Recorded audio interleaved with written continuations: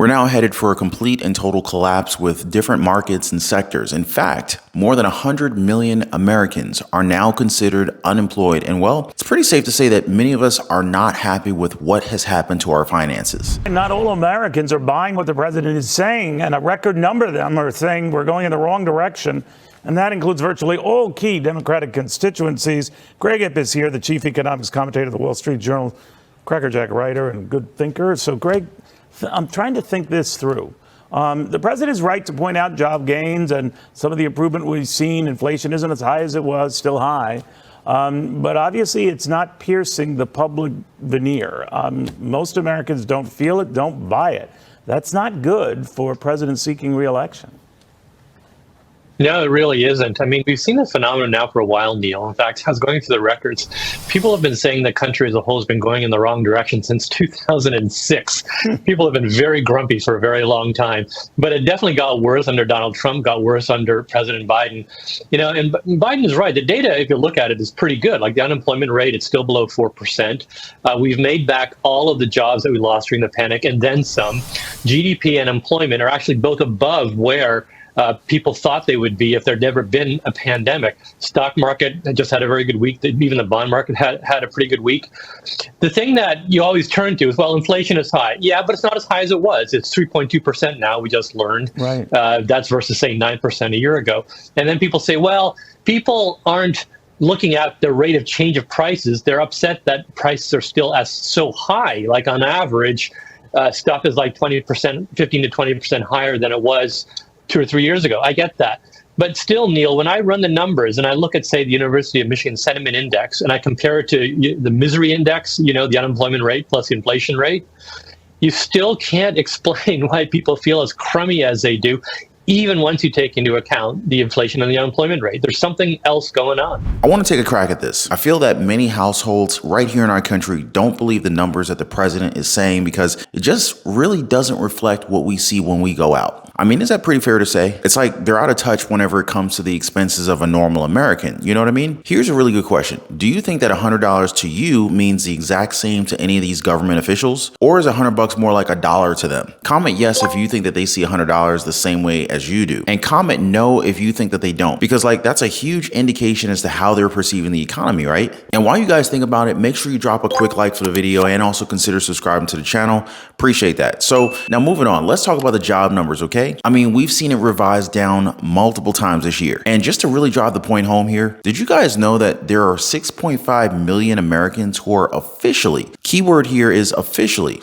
unemployed? Sounds like a small number, right? But after checking, it showed that around 99.9 million Americans are not in the labor force, but they don't count as unemployed. You see the play on words here? It's like saying that owing money and being in debt are two different things. I mean, am I crazy to think this? This is another signal for a recession, but it's going to be worse than 2008 or 2009 because the unemployment number back then didn't go beyond 90 million. However, they're not telling us that things are bad. Not by a freaking long shot, guys. They would probably admit that pigs can fly before that they say that we're actually heading into a recession or worse, a full-blown depression. And here's why I know that this is going to be worse than 2008, 2009, and that's because we've got more folks living paycheck to paycheck nowadays. Even high income earners are starting to tighten up their grip on money.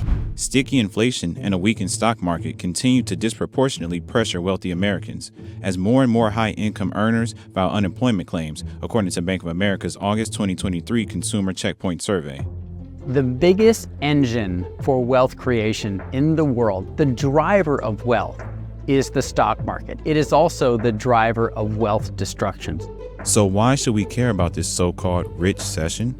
Because of something called the wealth effect. That's when the declining value of financial assets leads to a decline in consumption. And since the U.S. economy relies on consumer activity for most of its growth, fewer people buying fewer things can lead to a stagnant economy. It's not just that, but Bloomberg recently reported that debt and credit card transactions by consumers here at home within just the past 3 months leading into the holiday season are now seeing less swipes. In fact, a bunch of retailers that usually kind of cater to the upper middle class like Apple, Coach, and even Nordstrom, they all saw steep declines in their sales. In fact, it was the worst slide in 2 years.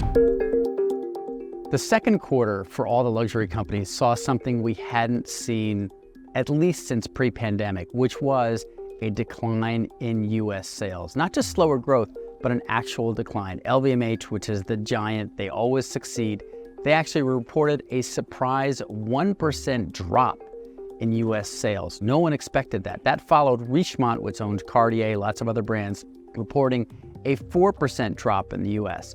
So the top 20% of Americans by income account for over half the spending. I mean, we sort of know this, that the wealthy, those with the most money, spend the most. And they have, throughout the past 30 years, helped an economy where the middle class has lost ground.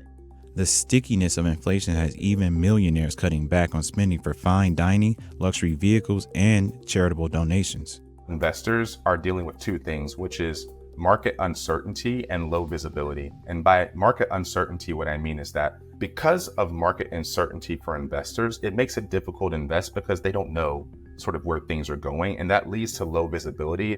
Consumer spending is a huge driver of economic activity.